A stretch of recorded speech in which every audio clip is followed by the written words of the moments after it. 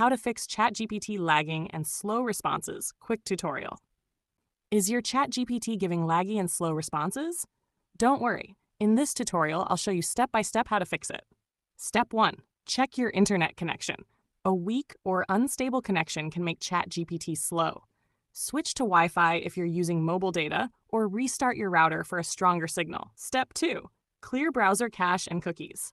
If you're using ChatGPT on a browser, open your settings, clear cache and cookies, then reload the page. This often speeds things up.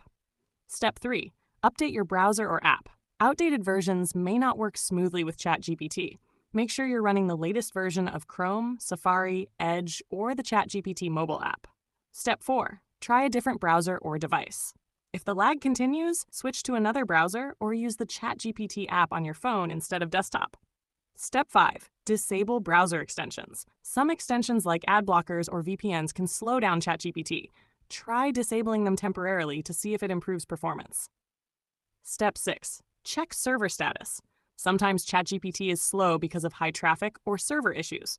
You can check OpenAI's status page or simply wait a little while and try again. Step 7. Log out and log back in. A quick refresh of your session can sometimes fix response delays. And that's it.